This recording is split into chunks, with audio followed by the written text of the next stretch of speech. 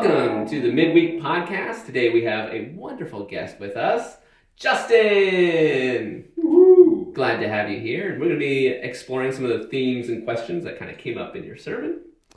The first, and I think most revealing thing that you said on Sunday was that sometimes you don't pay attention to movies all the way through and look up from the dishes just to see the action parts. Well, I'm here to say that Winston and I have our own confessions to make of maybe not doing the best at watching movies and paying attention. For myself, it was in high school when the last Lord of the Rings movie came out, Return of the King. We got tickets for a midnight showing, and we spent the day watching the other two movies and in their extended versions to make sure that we had just the whole picture of the story. Totally gorgeous, done. Yes. It was a marathon. Then we went to the movie theater at midnight and we watched the third movie. And I may have nodded off at the end part of the movie when they were just tying up all the storylines and woke up realizing that Frodo was going somewhere and not entirely sure why. So maybe not the best. How about for you, Winston? Yeah, so for me, my movie fail was when Shannon and I had just been married and we planned a nice date night. We were going to go watch a movie, and it was a big Hollywood blockbuster at the time. It was The Pelican Brief with two big Hollywood stars, Denzel Washington and Julia Roberts. I mean, who could not sit through an entire movie with those two in?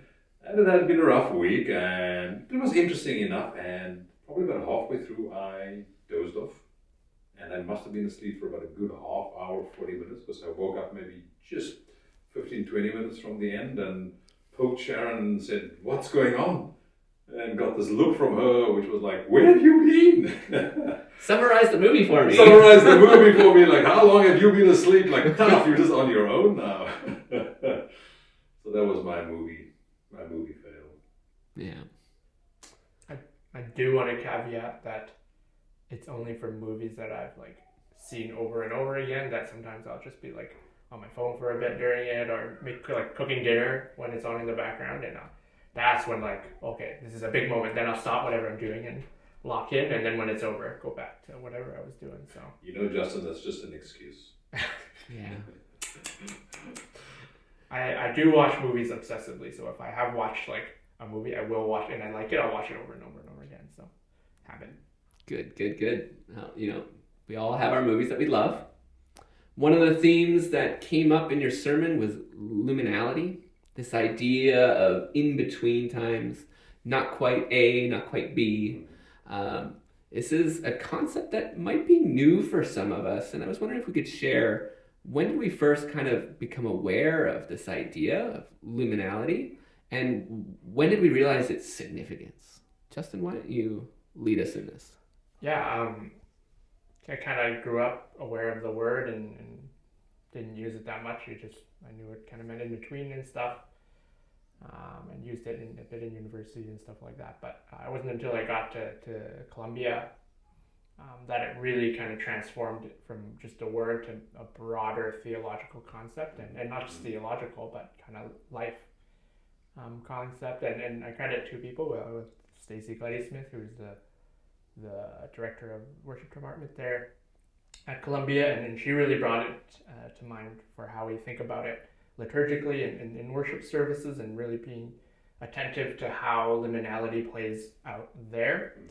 And then with David Workington, who is another mentor of mine, and he really applied it to broader culture and cities and spaces that people inhabit, and how actually liminality is such an important thing to how we understand people and how we work. And so they really helped me kind of bring it to focus broadly.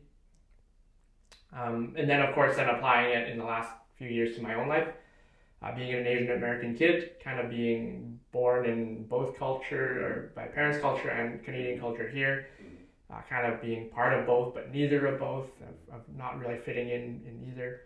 Is really, liminality as a concept, I think, is something that our people really, it really helps to fill out our identity as people. Who are we, right? Liminality is so key. And then also not only that, but with understanding it broadly of things all people go through, like times of mourning, or when you're engaged, or when you're going through graduation, right? Or even in physical spaces like in architecture. These are all, liminality is a really pervasive theme if you pay attention to it. These in-between spaces are really key to how we understand space and time. So. Yeah. How about for you, Winston? Yeah, so became familiar with the term or the label, liminality, during my theological studies as well, so similar to Justin, but certainly was, conscious of the notion, aware of that myself. Having grown up in a Christian home, in a Christian family, was always aware of the fact that as believers, we believe that the kingdom has come in, with Christ, and that we are part of that kingdom, but the kingdom hasn't been consummated or established in full yet, and we live even as believers in that tension. So very, very aware of that. And I think to Justin's point, so many other experiences of life are similar to that. And for me, my experience of liminality, probably some of the most powerful experiences, has been when I traveled.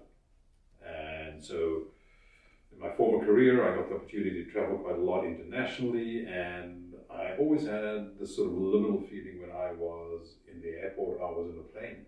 So you were leaving one place and you were moving to another destination, and you were in this in-between period, and with international flights that can take a good 12 hours or whatever as you move from the one to the next. And for me, it was interesting, just that feeling of being somewhat lifted or suspended from reality. And it gave me the space and time to be able to then think about life, think about my career, think about my family. I'd often take a good book along that would help me to spend some time processing. And that in-between space was, in many ways quite formative. A lot of my thinking took place in those spaces. And actually, I used to then look forward to my trips, just knowing that I've got this chunk of time for some deeper thinking and deeper reflection, and just being open to things. Yeah. For myself, I feel like a story that I have that kind of illustrates this is when I was working at a mill. We were tasked with cleaning out a part of the machinery, and we geared up. We had our hazmat suits on, our masks on, everything that we needed. We get to the mill, and they tell us that it's not ready. Well, we're still on the clock. So we wait 8 hours before they're ready, getting paid this whole time. And then double time. We get paid double time. And I made a killing in terms of cash, but it just felt like a whole waste of time. 8 hours sitting there geared up for no good reason. I don't think I realized the significance of this kind of idea of in-between time until I got to CBC and was looking at postmodern interpretations of scripture and how they look at language, and they see language as interconnected instead of being kind of dichotomy, like black and white, up and down, left and right. These are opposite terms. And instead they see the connection between these things. And so that was one of those things where it kind of opened up the significance of liminality for me, and seeing that this is a way of seeing connection and interconnection. Now, in our Bibles, we have some things that might be liminal. We have chapter headings, verses, titles. These are things that are in between scripture, but they've been added in. So I'm going to throw out the idea, what would you do? How would you change this if you could? Why don't you kick us off? Yeah, I mean, maybe I wouldn't, just because of the practical aspects of it. Because I mean, like it's pretty standardized now in the Bibles that we use, and the chapters and the verses do serve a very pragmatic reason of helping us reference things, and that matters. And it doesn't work if you have one reference and then you change it and then you talk to someone else and it's like a totally different reference. So practically, there's that. So I wouldn't change it because I want to be using the same one that a lot of other people are using. But actually, kind of thinking about it that way, it actually helps you think more critically and more self-aware and more reflective about the whole experience of reading the Bible, because it situates you as part of a legacy and a tradition of people from generations and generations who this book has really mattered to. you're part of that tradition of continuing to interpret, of continuing to apply and look for things. And that's really something that's important and good and healthy, because it situates you and helps you not just individualize your reading, but help you realize, okay, I'm part of a broader tradition of interpretation, and that really should help and not lock you in, because you're given the structure, and if it's helpful, it's helpful, and if it's good and it works for you, it's really great to have these things in front of you, but at the same time not letting these structures lock you in, because it's not meant to lock you in. Right? These structures, again, are reference points. So being able to do that helps you think, okay, what is the broader narrative saying? How, is this chapter where it ends really where the story wants to end? And so, I mean, because we're in the Gospel of John, the classic example in John is between chapter 2 and 3, which, like, pretty much everybody in biblical studies says this is a horrible break, right? Because the narrative is so connected there. And so again, like, these structures are there to help you, and if they're helpful, use them. But at the same time, it helps me be more critical and self-aware. It's like, don't let this lock you in, because there's more here. And so a guiding principle for me is well, what is the narrative saying? What is the broader scope of this section or this whole book trying to do? And that helps me kind of use the structures, but also think outside them. Yeah. How about for you, Winston? Yeah, so Nick, my answer really builds off Justin's, and that is, in terms of my own reading, I read the Bible as a story. So in the ideal world, I'll be quite happy to see the verses taken out, the chapter numbers taken out. In the larger books, maybe just dividing them into these sections and where there are these obvious natural breaks. So that would be totally okay. But in terms of my own personal devotional reading, I read a version of the Bible that is laid out as a novel, that's actually laid out as a story.